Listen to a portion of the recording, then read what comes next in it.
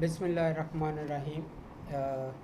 عزیز طلباء، on line classes کے ساتھ پانچواں ویک جو ہے وہ چل رہا ہے، اور اس پانچویں ویک کا جو پہلا لیکچر ہے، پہلا دن ہے، اس میں ہم ڈسکس کر رہے ہیں مطالعہ پاکستان کے حوالے سے۔ موضوع ہے ہمارا پاکستان کے ابتدائی مسائل اور مشکلات، اور ان میں سے آج جو ہمارا موضوع ہے وہ ہے مہاجرین کا مسئلہ۔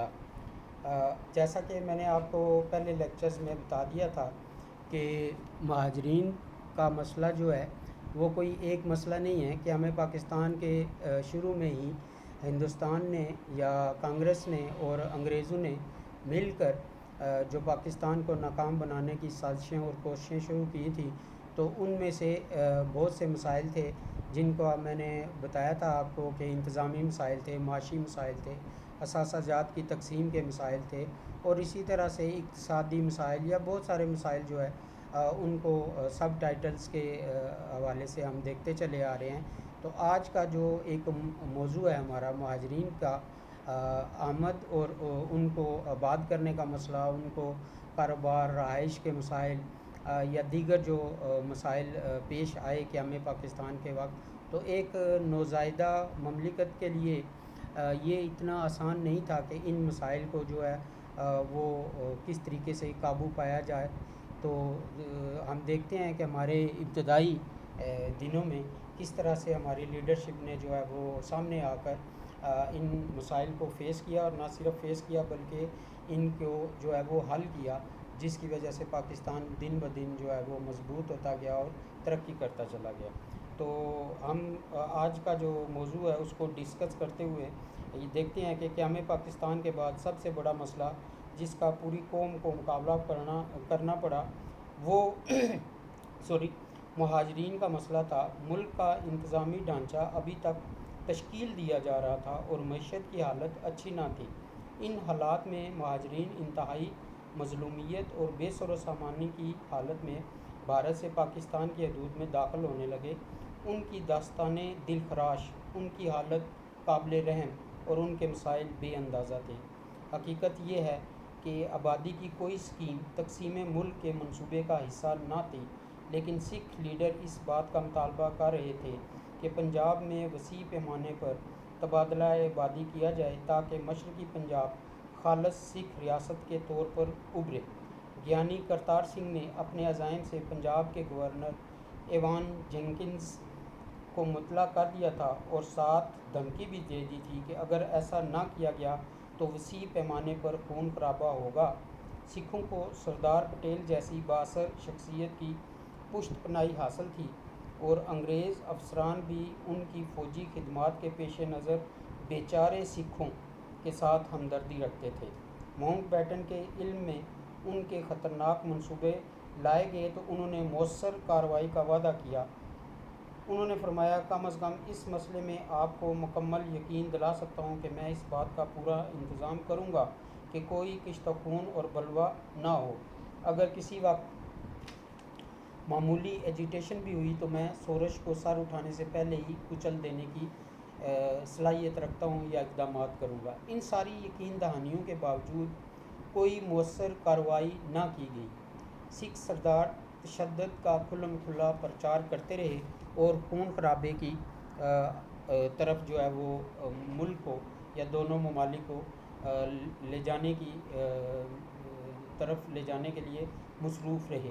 جو ہی ملک کی تقسیم کا اعلان ہوا، خون کی ہولی کھیلی جانے لگی۔ امن و امان قائم رکھنا پولیس کی ذمہ داری تھی، لیکن مشرقی پنجاب سے آنے والے مسلمان پولیس افسروں اور سپاہیوں سے ہتھیار ایک ہفتہ پہلے ہی لے لیے گئے تھے تاکہ وہ اسلحہ پاکستان نہ لے جائیں۔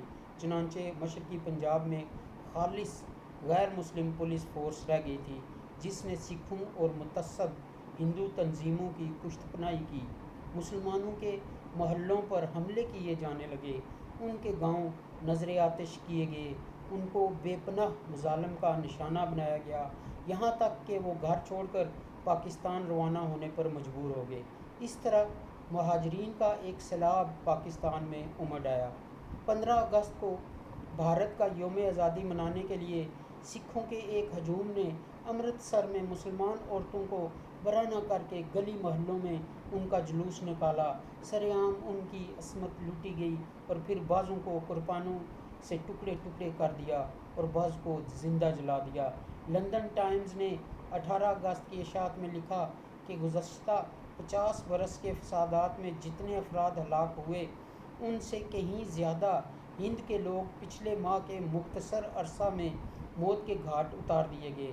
یورپ میں جنگ عظیم میں جو تبادلہ آبادی ہوا تھا اس سے کہیں زیادہ بڑا تبادلہ آبادی جبراً دو ایسی حکومتوں میں ٹھونسا جا رہا ہے جو نہ اسے چاہتی ہیں اور نہ ہی اس سے عہدہ برا ہونے کی سبقت رکھتی ہیں۔ امرتسر جلندھر کے فسادات کی خبریں پنجاب پہنچی تو راولپنڈی اور ملتان میں اس کا شدید رد عمل ہوا اور وہاں غیر مسلمانوں کا قتل عام کیا گیا۔ ان جوابی اقدامات نے پورے بنگال کو قتل گاہ بنا ڈالا۔ مشرقی پنجاب کے ہندوؤں نے بھی راولپنڈی کا بدلہ لینے کے لیے ہتھیار سنبھال لیے اور راولپنڈی کا بدلہ لو کا نعرہ لگایا اور کشت و خون نے اتنی شدت اختیار کی کہ انسانیت بہیمیت میں بدل گئی اور تمام روحیں بلبلا اٹھیں۔ سید حسن ریاض نے ستمبر کے اوائل میں دہلی میں ہونے والے مسلم کش فسادات کی جو جھلکیاں دی ہیں ان کے مطابق دہلی میں کرفیو کے باوجود سکھ تلواروں اور دوسرے ہتھیاروں سے مسلح ہو کر جیپوں میں گھومتے نظر آتے تھے۔ 4 ستمبر کو پالم کے ہوائی اڈے کے قریب دیہات میں آگ لگا دی گئی، مسلم باشندوں کو لوٹا گیا، قتل کیا گیا اور گھروں سے نکال دیا گیا۔ 7 ستمبر کو پنجاب میل کے بعد جو ٹرین بھی دہلی سے روانہ ہوئی وہ نظام الدین کے قریب روک لی گئی اور پھر مسلمانوں کو گھسیٹ کر باہر نکالا جاتا اور ان کو شہید کر دیا جاتا۔ 9 بجے کے بعد دہلی کے اسٹیشن پر قتل عام اور لوٹ مار کا ہنگامہ گرم ہو گیا۔ 8 ستمبر دہلی اور نئی دہلی میں قتل عام، لوٹ مار اور آتش زنی کے اعتبار سے سخت ترین دن تھا۔ چاندنی چوک، سبزی منڈی اور پہاڑ گنج کے مسلمانوں کی دکانیں اور ان کا مال و اسباب وسیع پیمانے پر لوٹا گیا اور ہزاروں مسلمانوں کو قتل یا شہید کر دیا گیا۔ دہلی کے مسلمانوں کی ہمت اور مزاحمت کی اہلیت بالکل ختم ہو گئی کیونکہ ان کو صرف مسلح بلوائیوں ہی کا مقابلہ درپیش نہیں تھا بلکہ پولیس اور فوج بھی ان کے مخالف تھی۔ 9 ستمبر کو ایک عینی شاہد نے جو پرانے قلعے میں طبی امداد کے کام پر مقرر تھا یہ دیکھا کہ نئی دہلی کے واٹر ورکس اور فیروز شاہ کوٹلہ کے درمیان لاشوں سے بھری ہوئی لاریوں پر لاریاں لائی جا رہی ہیں اور وہاں مردوں کا انبار لگایا جا رہا ہے۔ شام تک لاشوں کی تعداد 10,000 سے کم نہ تھی۔ 9 ستمبر کو شام کو 7 بجے پیٹرول اور ایندھن سے مردوں کے اس ڈھیر کو جلا دیا گیا۔ پرانے قلعے سے یہ آگ ہزاروں نے دیکھی۔ یہ تمام واقعات سید حسن ریاض کی کتاب پاکستان ناگزیر تھا اس میں پڑھے جا سکتے ہیں۔ بھارتی دارالحکومت جس طرح وحشت و بربریت کے مناظر پیش کر رہا تھا اس سے خود بھارتی حکومت کا وقار مجروح ہو رہا تھا۔ چنانچہ وی پی مینن نے سردار پٹیل کی طرف سے ماؤنٹ بیٹن کو شملہ سے واپس بلایا اور کابینہ کا ایک خصوصی اجلاس ہوا جس میں کابینہ کی ایک خصوصی کمیٹی قائم کی گئی جس کا سربراہ خود ماؤنٹ بیٹن کو بنایا گیا۔ اس کے باوجود یہ حملے جاری رہے اور 20 ستمبر سے 25 ستمبر تک 2700 مسلمان ریل گاڑیوں سے نکال کر قتل کیے گئے۔ سید حسن ریاض نے نشاندہی کی کہ اس دور میں 3 ماہ میں مسلمان فضا گزینوں کی 54 ریل گاڑیوں پر حملے ہوئے۔ سکھ جتھوں نے سیالکوٹ اور جموں کے سرحدی علاقوں پر 63 حملے کیے اور ایسے 28 حملے واہگہ اور قصور کی سرحدوں پر بھی ہوئے۔ گاڑیوں پر حملے اس کے بعد بھی جاری رہے یہاں تک کہ ایک انگریز میجر شارٹ نے اپنے ذاتی اثر و رسوخ سے ماسٹر تارا سنگھ سے ایک بیان دلوایا کہ آئندہ مسلمانوں کی گاڑیوں پر حملے نہ کیے جائیں۔ پھر بھی اس وقت تک گاڑیوں کی آمد و رفت کا سلسلہ بحال نہ ہو سکا جب تک کہ گاڑیوں کی حفاظت کے لیے تازہ انتظامات نہ کیے گئے۔ یہ بھی پاکستان ناگزیر ہے کہ صفحہ نمبر 538 پر پڑھا جا سکتا ہے۔ لاکھوں کی تعداد میں بے گھر لوگوں کا پاکستان میں داخل ہونا ایک بہت بڑا انتظامی مسئلہ بھی تھا۔ بقول چودھری محمد علی، تشدد کے بھونچال سے معاشی نظام تہس نہس ہو گیا تھا۔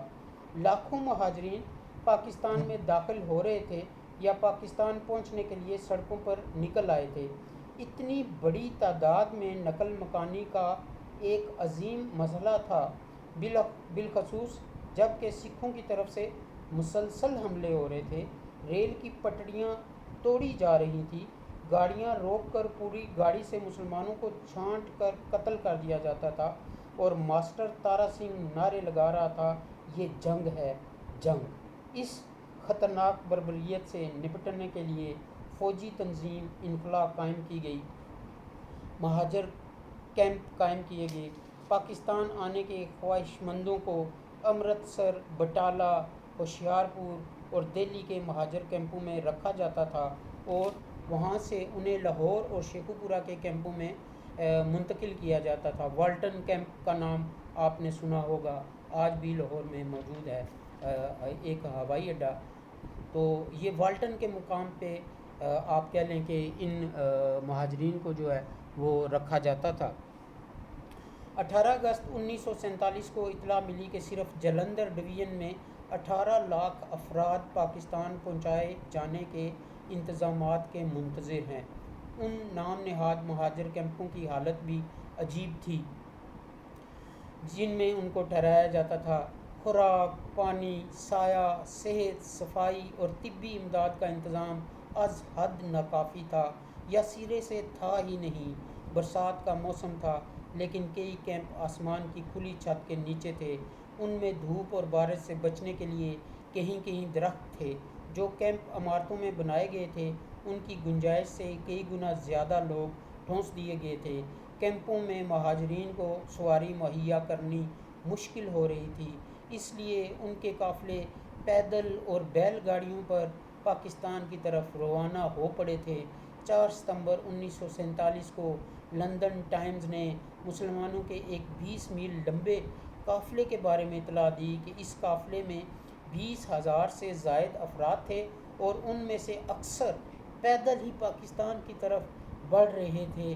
آبلہ پا، تکان سے چور، بھوک کے مارے، سفر کی صعوبتوں سے نڈھال 70 لاکھ مہاجرین گرتے پڑتے پاکستان پہنچے۔ وہ بالکل بے سر و سامانی کی کیفیت میں، ان کے پاس صرف تن کے کپڑوں کے سوا کچھ نہ تھا۔ ان کپڑوں کی بھی اکثر دھجیاں اڑی ہوئی تھیں۔ یہ درد کشانے بلا تھے جنہوں نے معصوم بچوں کا قتل، لاشوں کی قطع و برید اور عورتوں کی بے حرمتی اپنی آنکھوں سے دیکھی تھی۔ راستے میں ہر قدم پر موت ان کے گھات میں تھی۔ ان میں سے ہزاروں بھوک اور بیماری سے راستے میں ہی جاں بحق ہو گئے، یا سکھوں کے خون آشام جنوں نے انہیں موت کی گھاٹ اتار دیا۔ بہت سے پاکستان کی سرحد پر پہنچتے ہی ابدی نیند سو گئے۔ سڑکوں پر لاشیں پڑی ہوئی تھیں جن کی سڑان سے وبائیں پھوٹ سکتی تھیں۔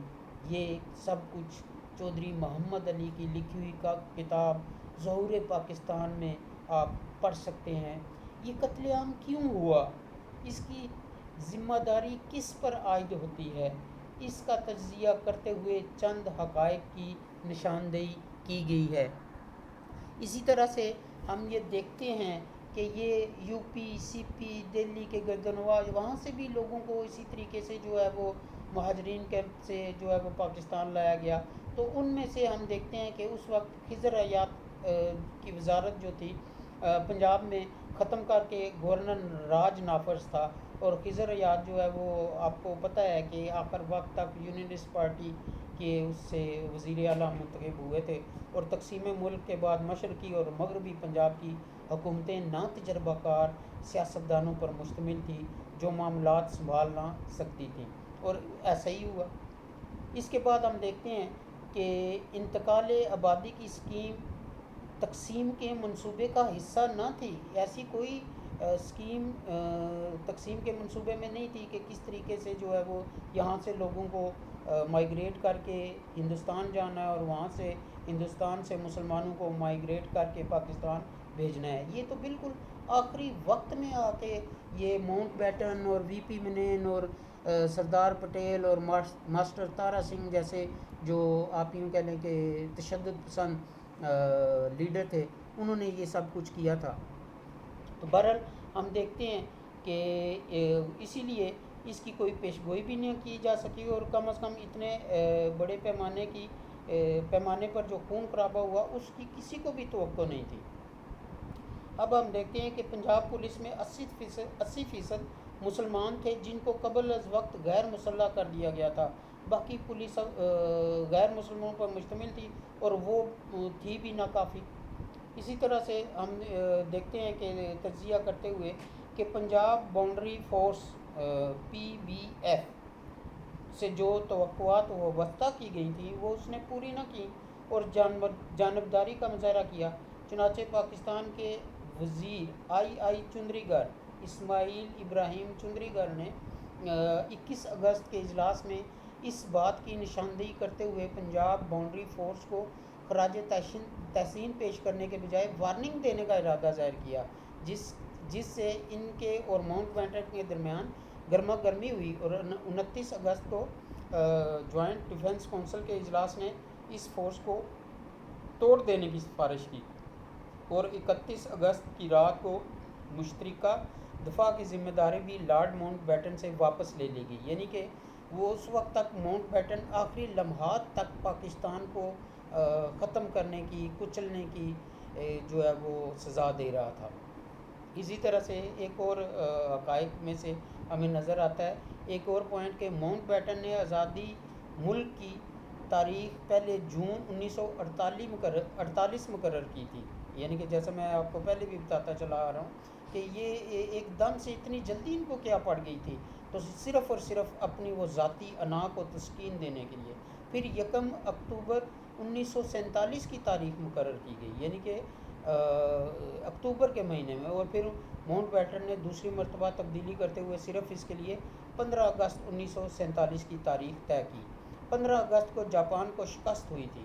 گویا ماؤنٹ بیٹن کی جو جنوب مشرقی ایشیا میں برطانوی فوجوں کا کمانڈر ان چیف تھا, اور یہ اس کی فتح کی دوسری سالگرہ تھی, تو وہ اس کو اس کے ساتھ ملا رہا تھا کہ وہ کوئی بہت بڑا فاتح کے طور پر تاریخ میں اس کو یاد رکھا جائے گا یا اسے بہت بڑا جو ہے وہ کوئی اعزاز ملے گا. لیکن تاریخ نے ثابت کر دیا کہ اس سے گھٹیا یا نیچ بندہ جو ہے وہ تاریخ میں نہیں دیکھا گیا. پاکستان کی نئی حکومت پر اس سلسلے میں جو دباؤ پڑا اس کا اندازہ کرنا مشکل ہی نہیں. اس مسئلے کو حل کرنے کے لیے وزارت مہاجرین قائم کی گئی. وزارت عظمیٰ کے دفاتر وقتی طور پر لاہور منتقل کیے گئے. قائد اعظم کو بار بار اس مسئلے کا خود جائزہ لینا پڑا اور بھارت کی حکومت کے طرز عمل کے بارے میں وہ مغموم لہجے میں یہ کہنے پر مجبور ہوئے کہ پاکستان کے پیدا ہوتے ہی وہ اس کا گلا گھونٹ دینے کے درپے ہیں. اور یہ انہوں نے کہا تھا لارڈ اسمے کے ساتھ ایک گفتگو میں 11 ستمبر 1947 کو.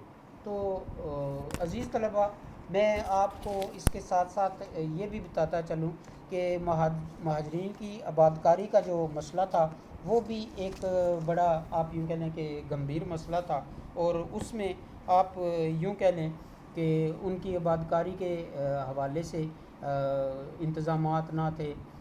تقسیم کے وقت جو مغربی پنجاب کی تمام تر تجارت, بینکاری, صنعت و حرفت غیر مسلموں کا قبضہ تھا, اور یہی لوگ اعلیٰ انتظامی عہدوں پر فائز تھے.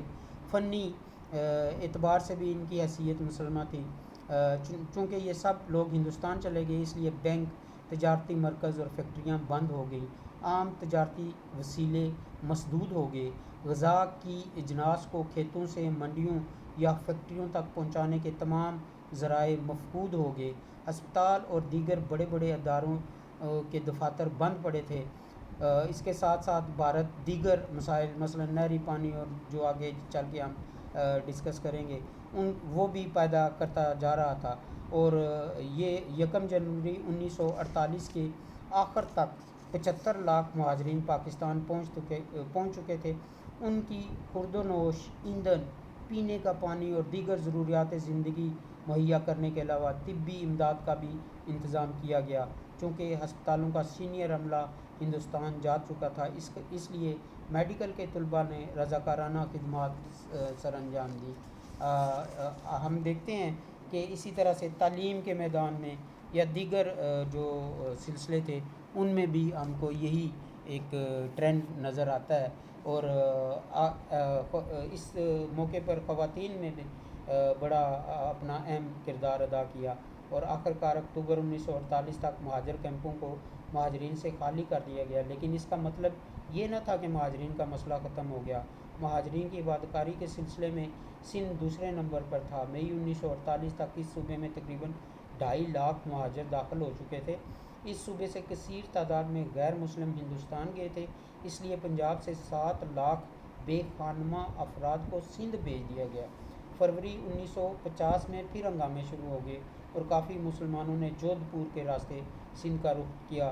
جودھ پور کی ریاست بھی جب ہم وہ پرنسلی اسٹیٹس کا ذکر کریں گے اس میں اس کو ڈسکس کریں گے. اسی طرح سے شمال مغربی سرحدی صوبے بلوچستان اور ریاست بھاولپور میں بھی مہاجرین کو آباد کیا گیا.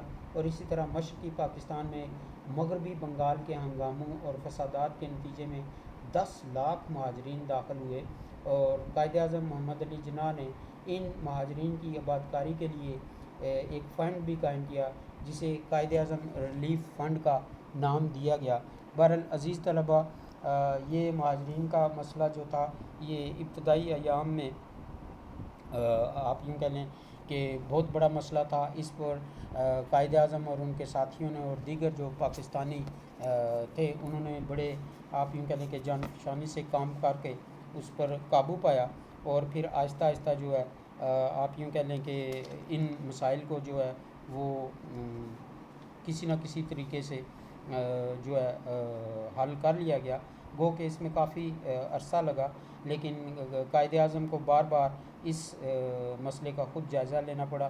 امید کرتا ہوں کہ آپ جو ہے وہ اس کو تفصیل کے ساتھ جو اپنی بکس ہیں اس سے آپ دیکھ لیں گے، اور اس کے بارے میں اگر آپ مزید کوئی کویشچن کرنا چاہیں تو میں حاضر ہوں. جیسا کہ میں آپ کو کہتا ہوں کہ ایس ایم ایس کے ذریعے، واٹس ایپ اور وائس میسیجز کے ذریعے آپ کویشچن جو ہے وہ پوچھ سکتے ہیں. انشاءاللہ آپ کو تسلی بخش جوابات دیے جاتے رہیں گے. Thank you very much. اللہ حافظ.